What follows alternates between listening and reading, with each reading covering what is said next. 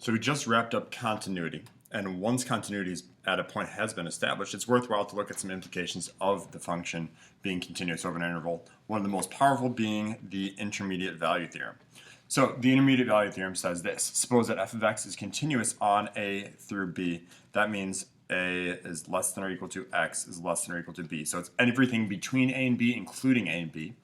And let m be any number between the output when you plug in A and when you plug in B, so f of A and f of B. Then there exists a number C such that C is between A and B. That's how I'm translating that. So we got C is between A and B. And there must be some point, or that point C must have f of C equal to m. So kind of putting this in slightly different words, interpreting it, kind of putting it in, well, my own words. I'm going to say C is between A and B. I feel like I'm just repeating myself a little bit there, which is fine.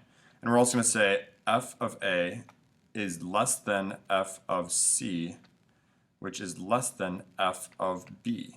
So it's somewhere, their outputs are also in between. And we're going to say it's because f of x is continuous. Now, kind of stripping this down a little bit more, all the intermediate value theorem is really saying is that the continuous function will take on all values between f of A and f of B. In other words, they have to cross every point in between it. Below, or the outputs below is a graph of a continuous function that illustrates this intermediate value theorem.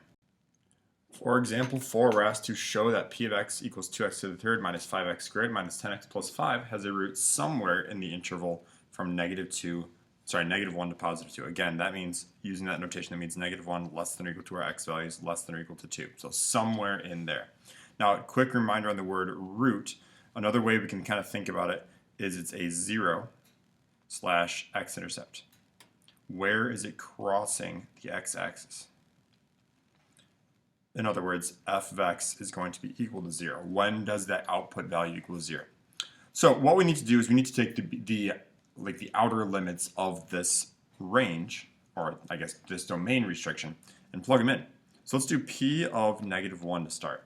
So plugging that in, we got 2 times -1 to the third minus 5 times -1 squared minus 10 times -1, and then finally plus 5.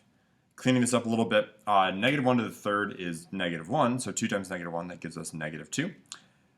We got -5 times -1 squared. Well, -1 squared is +1, so it's -2 still minus 5. Then we got -10 times -1. That's going to make it a +10. And then we have that plus 5 on the end. Kind of reduce this as much as we can quickly. -5 plus 5, those cancel out. So really we're just left with -2 plus 10, which gives us a grand total of 8. Now for the other value, the other end of that spectrum, p of 2. We're going to do 2 times 2 to the third minus 5 times 2 squared minus 10 times 2 plus 5. Well, 2 to the third is 8 times 2 is 16 minus 2 squared is 4. That's a 2. 2 squared times 4, or 2 squared is 4 times 5 gives us 20. So we got 16 minus 20. And then -10 times 2 is -20 there. Oops, sorry. And then we got another plus 5. So 16 minus 20 and plus 5 gives us a grand total of -19. So I probably should have rewritten this instead of f of x, writing that as p of x.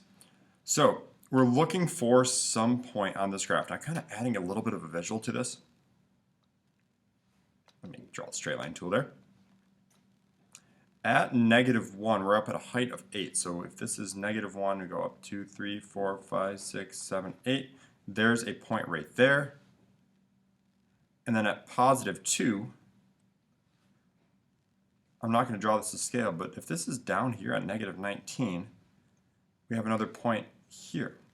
Now, we don't know exactly what this graph looks like. We have a good idea because it's cubic, but for all we know, we could just pretend that we don't even know that it's going to go. It could go in some weird shape, probably not exactly like that. Probably should make it a little more function-ish.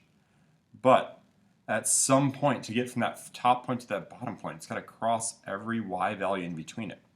So we're going to say because p of -1 is greater than 0 and p of 2 is less than 0 by this intermediate value theorem, we'll just abbreviate it as IVT, p of x has at least